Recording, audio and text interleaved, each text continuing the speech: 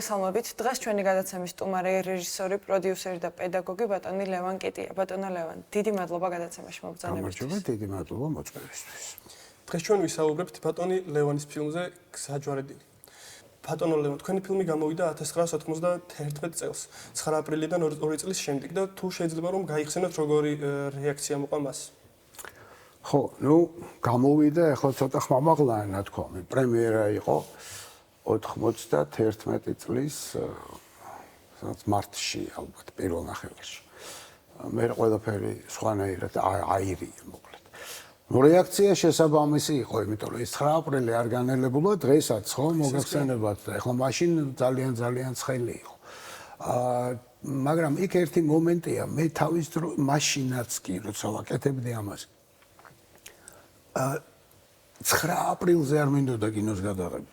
მე მინდოდა გადაღება კინო ფილმის იმ პერსონაჟზე, რომელიც იქ არის მთავარი გმირი, რომელსაც არ აქვს რაღაც პრიორიტეტები, ასე ვთქვათ, ჩამოყალიბებული, რომელიც იკარგება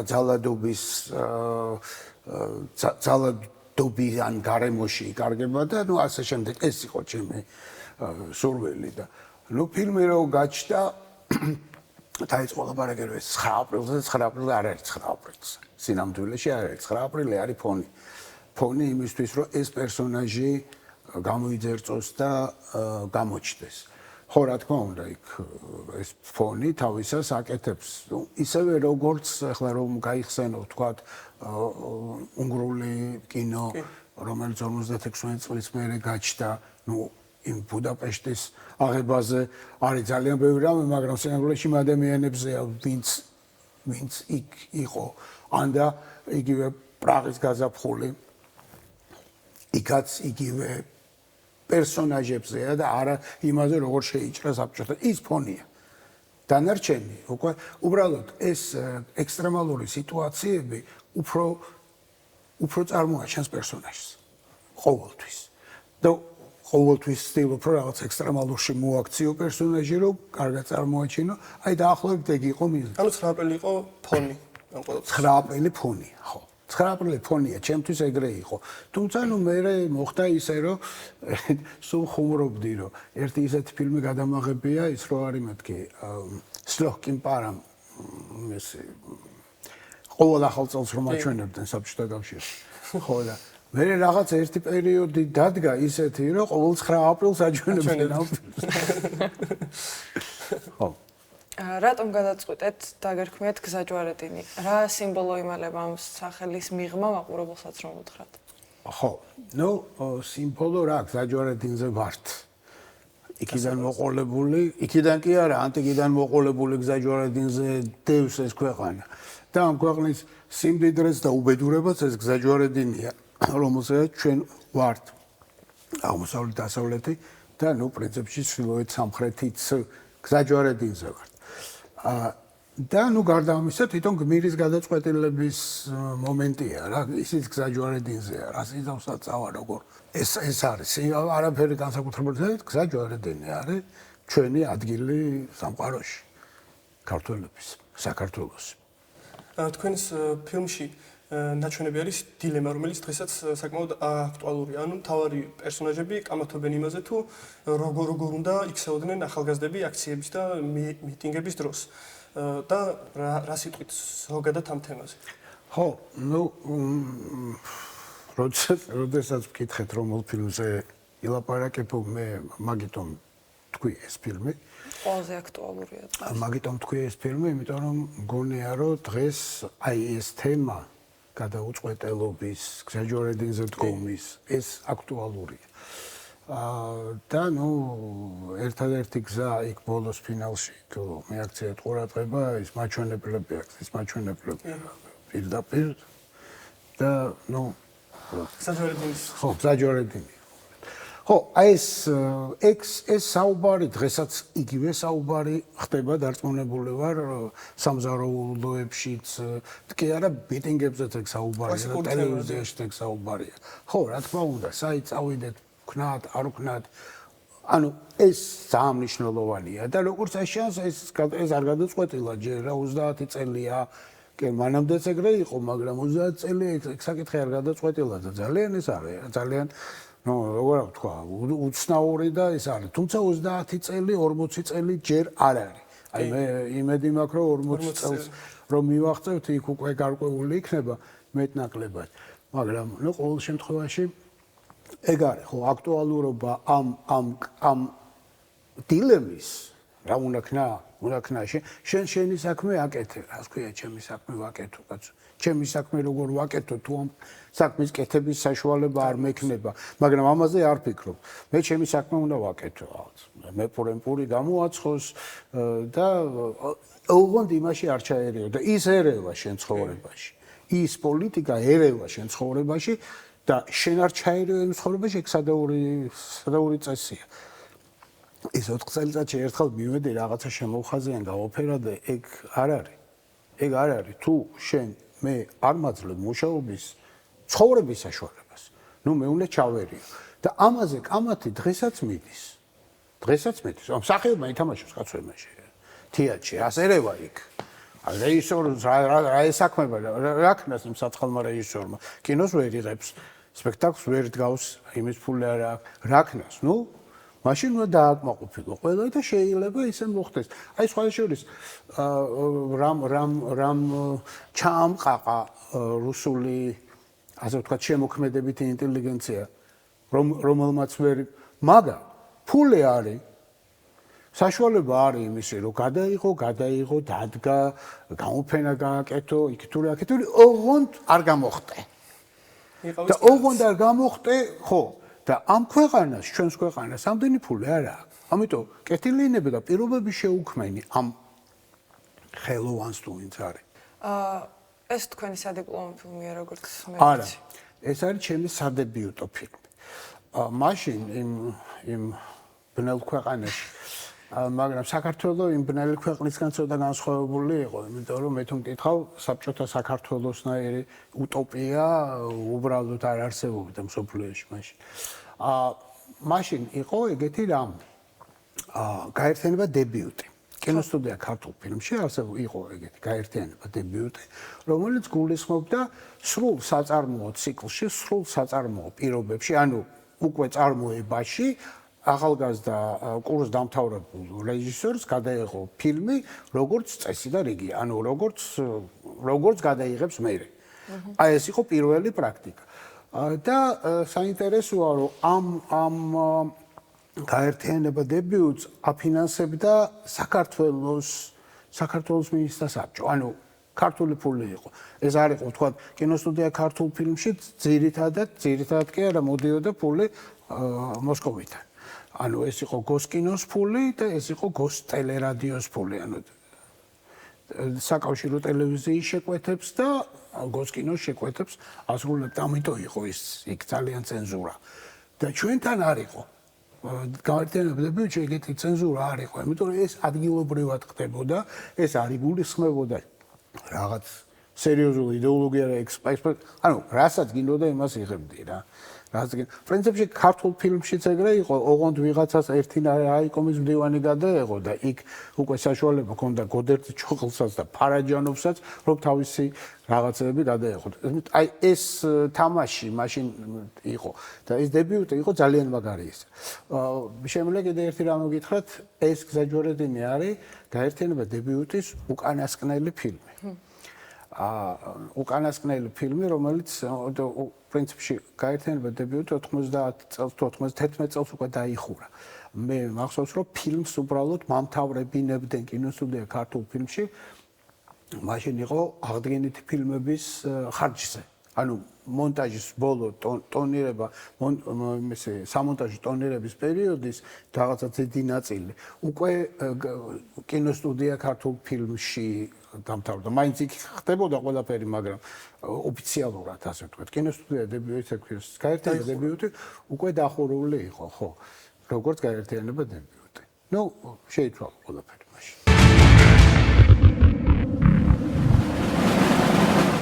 იმ დროინდელმა გარემოებამ იმოქმედა ალბათ რომ ეს ფილმი ანუ ეს შინაარსი აგერჩიათ ფილმისთვის ხო რა თქმა უნდა რომელიც დღესაც აქტუალურია ხო რა თქმა უნდა იმიტომ რომ ეს ტიპი შემოქმედი, რომელიც ხო, აი ეს პერსონაჟი, რომელიც ნუ ყოველი ჩვენგანია რა, ეს საუბრები მაშინაც ხდებოდა. ზუსტად იგივე. ნუ შეიძლება ვთქვათ, აქ ყოფილი შეყვარებულები არიან, მაგრამ მამა-შვილს შორის, დედა-შვილს შორის ოჯახები ინგრეოდა, ოჯახები იშლებოდა ამის გამო კაცო. მამა-შვილს არ ელაპარაკობდა, შვილი მამას. ძალიან მძიმე სიტუაცია იყო.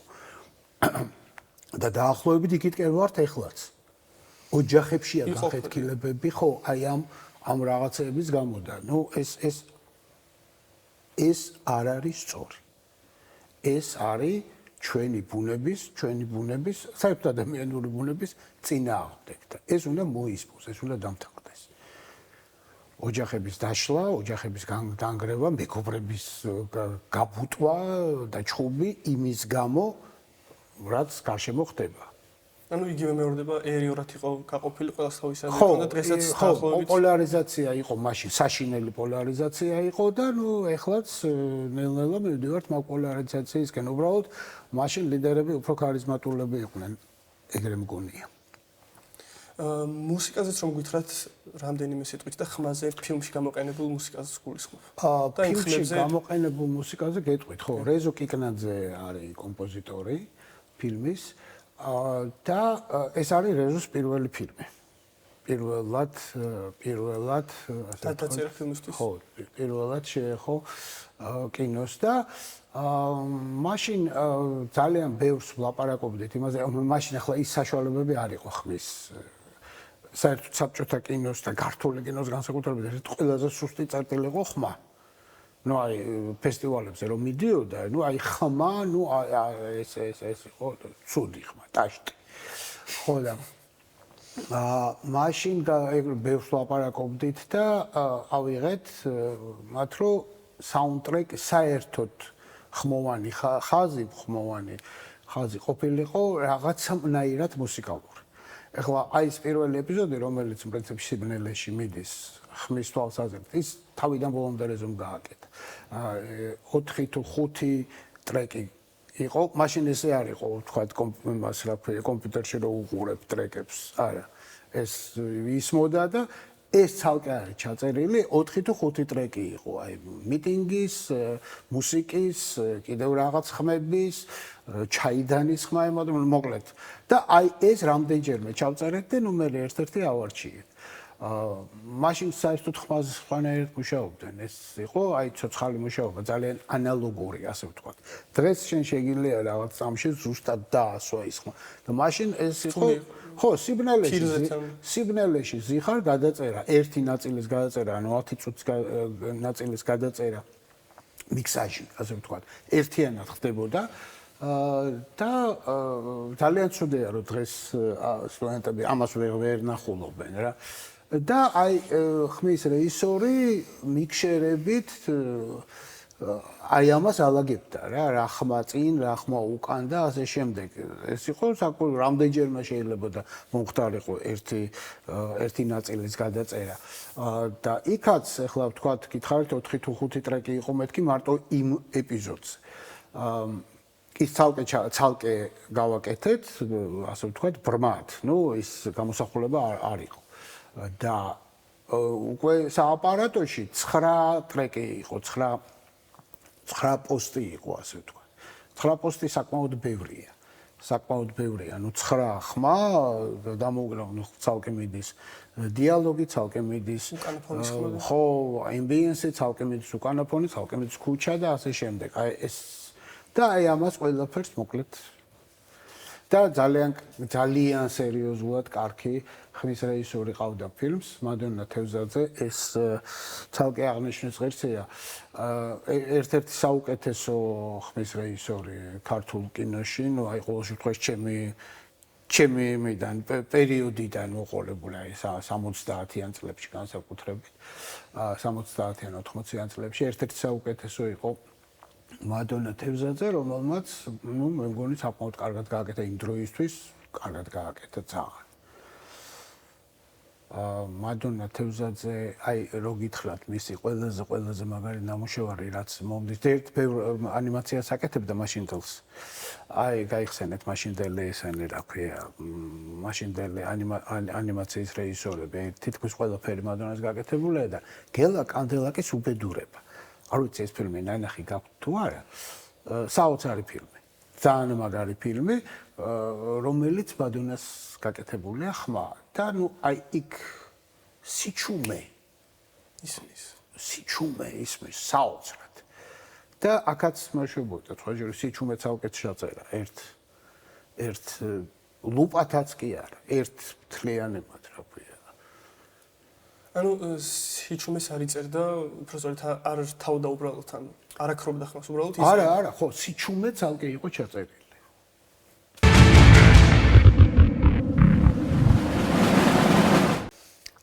გადაღების პროცესი რო გავიხსენოთ, რა შეგიძლიათ გაიხსენოთ, რამე კურიოზი თუ იყო, ან კურიოზი. ხო, იყო. გადაღების პროცესი იყო ძალიან საინტერესო.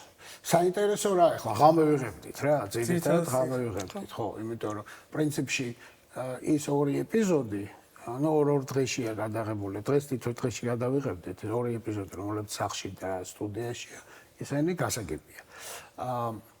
და ნუ იქ უბრალოდ ისეთი ორი მსახიობი მყავდა რომ ნუ აი აბსოლუტურად დავფრინავდით რა ასე გავაკეთეთ თუ ასე ნუ ახლა მერაბნინძე ნინო თარხან მოურავი შეთამაშებული გადასარევი წველი რომელმაც ნუ ყველაფერი გააკეთეს მშვენივრად მაგრამ მე რაც ხდება ანუ ეს ამ გმირის ესე ოდისეა ამ ხამის ქალაქში სადაც კომენდანტის საათია და რუსის სალდატები აკონტროლებენ ქალაქს.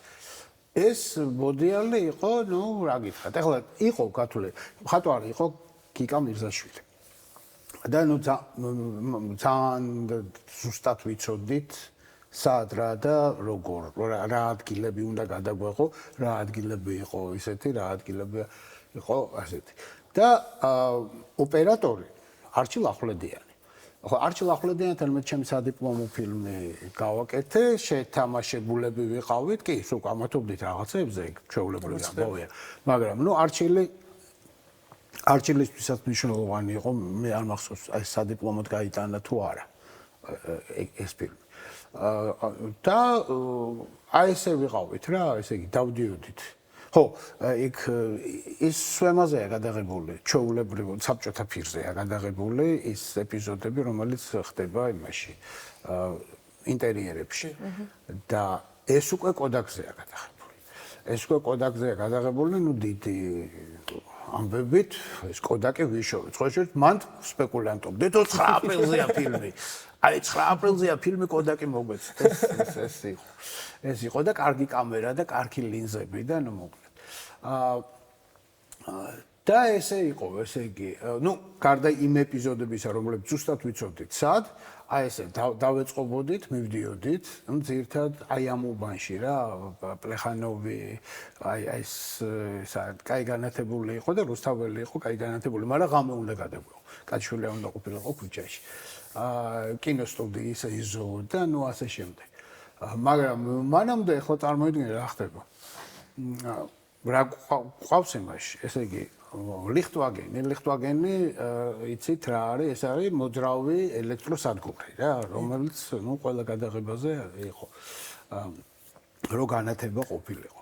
ლიხტვაგენი სატვირთო მანქანა განათებით, სატვირთო მანქანა სტატისტებით, ნუ სალდატებით, ანუ ავტომატიანი სალდატებით, კასკიანი ავტომატიანი სალდატები. ეს ლიხტვაგენი სამხედრო მანქანა არის პრინციპში რა ესეთი.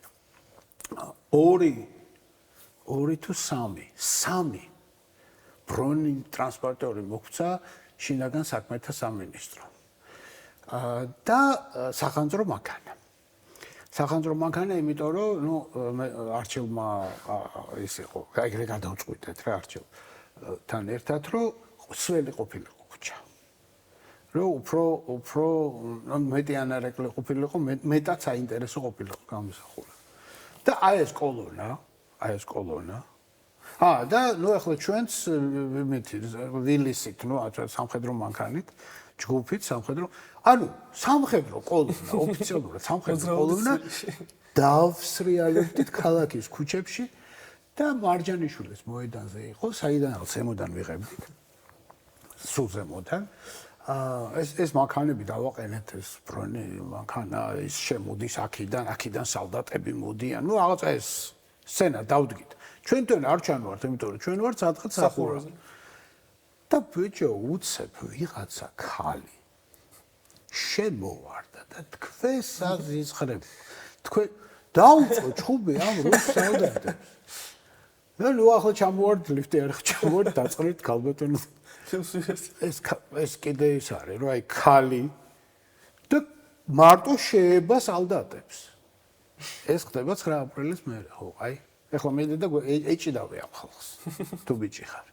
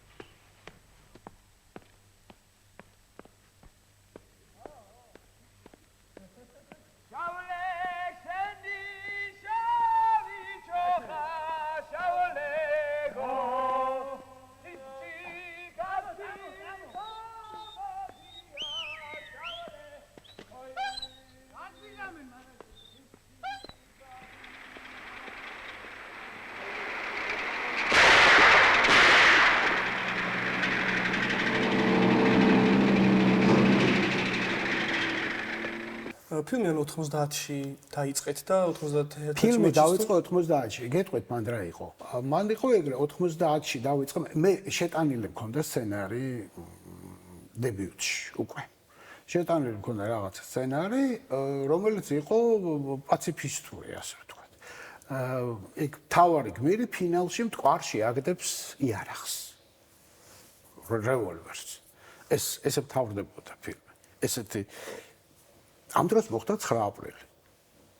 ანუ 9 აპრილამდე იყო ეს იდეა თქვენი? არა. სხვა სცენარი. დიახ.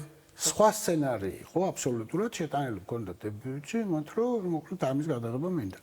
და ის იყო ესეთი პაციფისტური და მუსიკოსი, იქაც მუსიკოსი იყო მთავარი გმირი. პრინციპში გმირი არ შეცვლილა, მართალი რო გმირი იგივე დარჩა. გმირი ალბათ იგივე დარჩა ახლა ტიპაჟურად რა. რატომ აქ ეს ბზიკი რომ მუსიკოსი უნდა იყოს ჩემი გმირი, არ ვიცი, შეიძლება თავის დროზე ძალიან მომხიბლა იმან რა ქვია. ვისკონტის სიკვდილმა ვენეციაში, რა ვიცი. რატომღაც გონია რომ მუსიკოსის გადასახედიდან კიდე სხვანაირად ხდება ეს. მოკლედ, თავარი გმირი მუსიკოსი, იქ ესე მთავრდებოდა ფილმი. რევოლვერს, რომელიც ხელში ჩაუვარდა, ბოლოს აგდებს მტკვარში. ხო, ესე მთავრდებოდა და ამ დროს მოხდა 9 აპრილი და ნუ ყველა სისხლმა მოგვასხა რაღაცა და მივედებიუჩი და არ მინდა ამის გადაღება მეთქი თქვი. მოიცა დამტკიცებული, ხა დამტკიცებული რა, ჯერ არ დამეწყია გადაღება, ნუ კაი მოიტანე ახალი სცენარიო რეზოლუციად. და ნუ ძალიან მალევე დავწერეთ რა, დავწერე ხო ტრიტმენტი იყო, დღევანდელი ტერმინოლოგიით რო ტრიტმენტი იყო. მე დიალოგი დამწერა კოტე ჯანდიერმა. მე და კახა თოლორ დავამოვიფიქრეთ, პრინციპში ერთ საღამოში მთელი ეს ისტორია რა უნდა ყოფილიყო. ძირითადად. ხო, რა უნდა მოხდარიყო, რომ ის გვეჩვენებია რა თქმინდოდა. და კოტე ჯანდიერმა დაწერა დიალოგები. მე კოტემ ეს ეპიზოდი სხვა შორის მეგონი თეატრის ეპიზოდი, რომელიღაც მოთხრობაშიც თავის რომელიღაც მოთხრობაშიც ჩააგდო. ეს დიალოგი, ხო, ეს დიალოგი კოტე ჯანდიერის დაწერილია და ნუ დაარჩენე მე და კახათოლორ დავამოვიფიქრეთ. და ამიტომ სამი სცენარის ავტორი. ხო, და ნუ მოკლედ მივიტანე ეს და ნუ აქტუალობის იმის, ანუ უცბად გამოცხვა რა, უცბად გამოცხვა. კი, იყო ლაპარაკი, რომ ჯერ არ არის გადააზრებული 9 აპრილი, კაცო, 9 აპრილი შეიძლება გადააზრებული არ არის, მაგრამ ეს პერსონაჟი, ეს ტიპი, ეს პრობლემა იქით, აქეთ, წინ, უკან, ეს პრობლემა ხომ არსებობს და გააზრებულია 500-ჯერ. 500-ჯერ გადაღეჭილი და 500-ჯერ გადაფიქრებული. ამიტომ ამაზეა ლაპარაკი და ის არის მხოლოდ ფონი. ეს რო დაალაგდა, ნუ მე უკვე მომწეს ამის გადაღების უფლება. ნუ მე წავიდა და წავიდა, ესე იგი, სამინისტრომ მოგვცა 3 ბრონი ტრანსპორტიორი იქ რა, ნუ ძალიან ისე.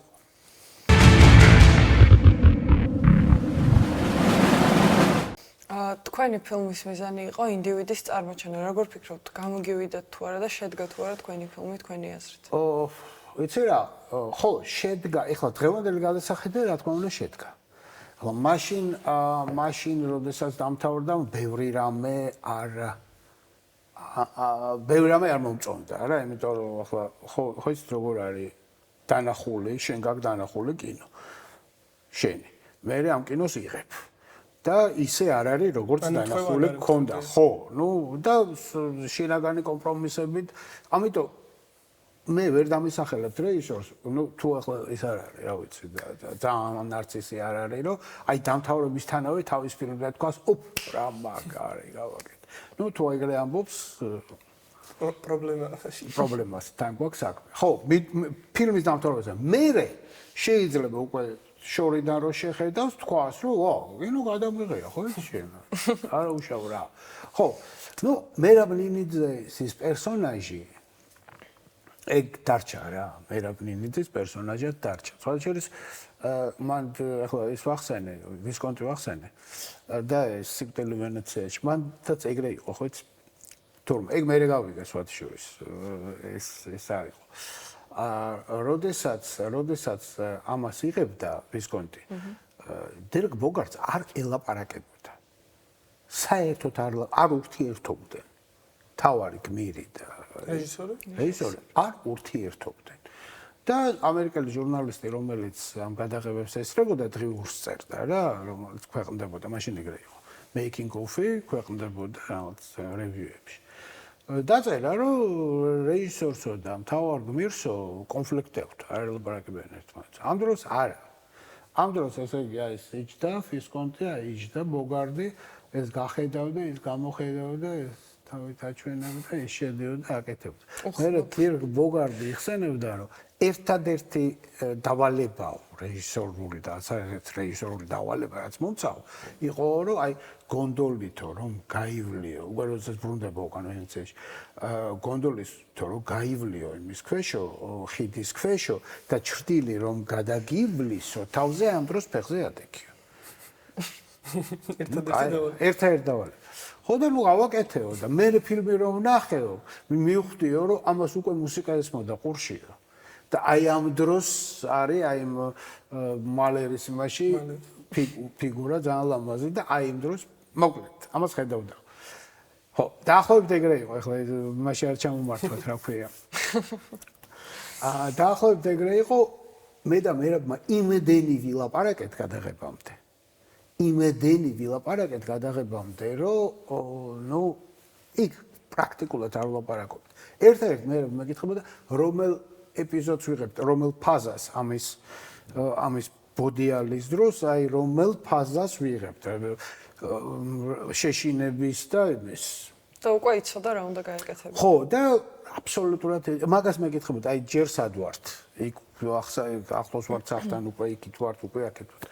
ერთადერთი ეპიზოდი იყო, როდესაც რაღაც გადავიღეთ და იმიდან სარდაფიდან გამოსვლა, ანუ ფინალურისკენ მიმოვა. უცებ თავინახეთ გადასარევ სარდაფის კიბე.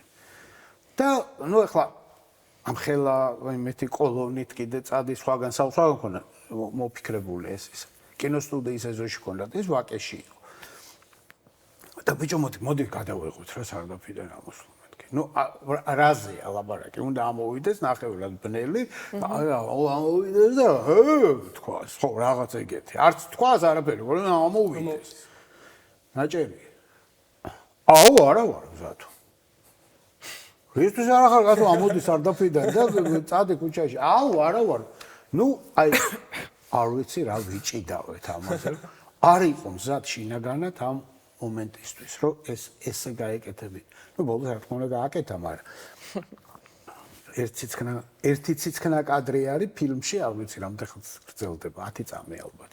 აი ეს ამ მოგზაურობის ერთი ის არის. ხო, ერთი კადრია, რომელიც ნუ აი უბრალოდ ვიზუალურად ჭირდებოდა, რომ სარდაფიდან ამოვიდა. მეტი არაფერი.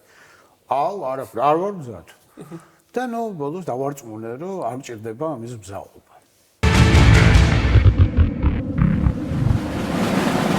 და თქვენ ხომ არ გნებავთ რაიმე გაიხსენოთ ისეთ რამეზე ისაუბროთ, რაც ჩვენ არ გვეკითხავს ამ ფილმზე. ხო, ნუ რა ვიცი,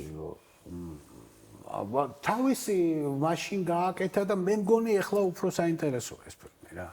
მე მგონი ეხლა უფრო საინტერესოა ეს ფილმი, სულ ვეუბნები ხოლმე სტუდენტებს ესეთ რამეს. ანუ შენ რომ დაიბადე, მაშინ გადაღებული ფილმი დღეს შეიძლება მიხვდე რომ ძველია მხოლოდ მსახიობის ასაკის მიხედვით.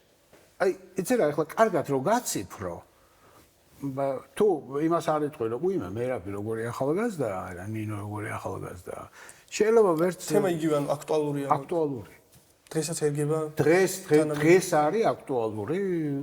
ნუ უფრო მეტად ვიდრე მაშინო ვერ ვიტყვი, მაგრამ მაშინ ფილმი არავის არ ჭირდებოდა. იმის გასაცნობიერებლად, რომ აი ეს სიტუაცია არსებობდა. დღეს აქტუალურია, ამან შეიძლება ვიღაცა რაღაცაზე მოიყვანოს. გამოაღვიძოს. ხო, ნუ გამოაღვიძოს. სხვა შეიძლება პირველ ვერსიაში გამოღვიძება ერქვა ფილმს. ვა. სცენარის დონეზე გამოღვიძება. და შემდეგ დაარქვით ხო, მე დავარქვი საჯვარედინი. უკვე პირველი საჯვარედინიდან უკვე რომ მოირბეს, აი ეს მომენტი იყო, ხო. ხო, კიდევ ერთ ვიტყვი. კი ბატონო. ხო და ამ ფილმს კიდევ ერთი ანუ ხო ბევრ ფესტივალებზე მოხვდა მე და თოშურის ესა რა ქვია. ახლა უნგრული კინო რო ვახსენე. განსაკუთრებულად მას უნგრელ მეუღლე ხო, აი ეს საკუთარ ისტორიასთან. ხო, უნგრელ პედაგოგებს ახლა უფროს ხალხს ასე ვთქვა. მაგათთან ახდენდა იდენტიფიკაციას. მე ოსკარის შესარჩევზე ვწავი და მოკლე მეტრაჟიანებზე, ხო. და ეს მაქვს ის ასლი სხვათა შორის, რომელსაც დაკრული აქვს ეს ოქროს ტიპი ესეთი. ხო, მაქვს ეს. მანდ იყო ძალიან სასაცილო სიტუაციები, აი კურიოზი რომ მკითხეთ, ეგ არის თუ გინდა. არ ვიცი ეს არ შევა, მაგრამ ბარემ მოგიყვები. ხო და მოხდა ეგეთი რამე, რომ მოკლედ აგზავნიან. აქედან აგზავნიან. ანუ საბჭოთა კავშირი აღარ არის, მაგრამ არის და მანეთები გვაქვს ეს რუბლები და ნუ აი რაღაც საგიჟეთია. ყველას გაჭედილები. ხო, საგიჟეთია, მოკლედ და სუბტიტრები მაშინ იბეჭდება და ასე არა დღეს კომპიუტერში რომ უკაცრავად. ეს იყო მითი სპეციალური სტუდია იყო, ექსპორტ ფილმის სტუდია იყო. ფილმ ექსპორტი ერქვა და იქ სუბტიტრებს ადებდნენ თითოეულ კადრზე სათითაოდ. იქ წავიღეთ, მოკლედ ის გავაკეთე რაღაცა და ბოლოს ეს ზამთარია. ზამთარია, მაგრამ იმაში რა ქვია, ყურეში ომი მიდის, ეს კუვეიტის ომი. და მივედი, ხო, ამერიკის საელჩოზე მოსკოვში. დიდი რიგი დგას საბჭოთა ტიპების, რომლებსაც წასვლა უნდათ. იქ საბჭოთა მილიციონერი დგას, არ უშვებს, ან რიგრიგობით უშვებს. მივედი ამ საბჭოთა მილიციონერს უთხარი წერილი ვაჩვენე, იმიანი, ტიპიანი, ოქროს ტიპი რო. ამ ტიპიანი წერილი ვაჩვენე, აღარ ვერაფერი ვერ გაიგო, მიხვდა რომ მოკლედ იქ შოშება ჩემი საჭიროა, შემიშვეს, იქ პატარა პანჯარა და იმ პანჯრაზე აი მეტრიანი შის არის. და შეგნით ეს სათვალებიანი საჭირო ქალის. და მეთქი ინგლისურად დაუწყე ლაპარაკი. Говорите по-русски. Ну кай. და აი ეს ქაღალდი რომ შეუცურე ამ ოქროს ტიპიანი. აი ეს ფრიგრეგით შეიძლება. აი ამ ტიპს რო ხედავენ ამერიკელები, იქ ემართებათ ну აი ვაუ რა. ეს რაღაც იქ ღმერთებთან წილნაღარი. ეს ხო ოლიმპოა, ჰოლივუდი რო აწეს. მაგათვეს ოლიმპო. მოკლედ ამ გამეყარი შემიშვა და მე ამ რკინის დიდი ყუთით 4 ნაწილიანი ფილმი აი ამაზე ყუთი შევდივარ და იქ ხო დგან ეს ისინი რა ქვია ჯარისკაცები კი არა სუმთლად ჯარისკაცები დგან 2 მეტრიანები მეტრაგანში მხრები ხო და რო შევედა ეს რკინის ის რო შევიტანე უცბად აი რაღაცა მოხდა ჩემთან აი ესეთი გაკოჭილი მოვედი აზრზე ხო და ნუ მე ვამბობ რომ კულტურა ოფიცერი მინდა კულტურა ატაშე ნუ რაღაცა მოკლედ ის ხალხს გამოვიდა მოკლედ არ მიშვებენ ეს ის მეჭირავს ხელში მტკენს ხელს ეს რკინა ბოლოს ჩამოვიდა ეს კეტები დავინახე ები ჩამოვიდა ეგ რა არის მეთქი კინოა მეთქი კულტურა ატაშე არისო ნუ კულტურის განყოფილებაში მუშაობ კინო როგორ არის კასეტაზე რატო არის ფოტოს ეზოში შემიყვანეს საელჩოს ეზოში შემიყვანეს და გახსენიო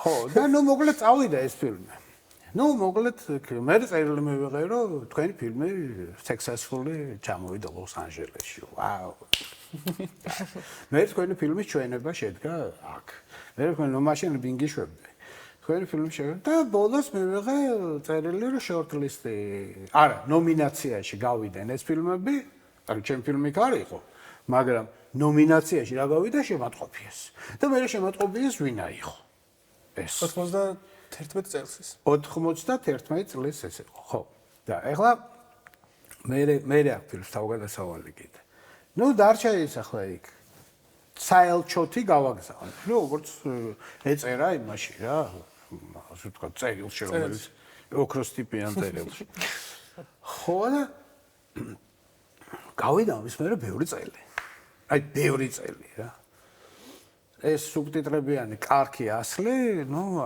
დაკარგულია ახლა ვიღას უნდა ხო და მირეკავენ იმიდან რა ქვია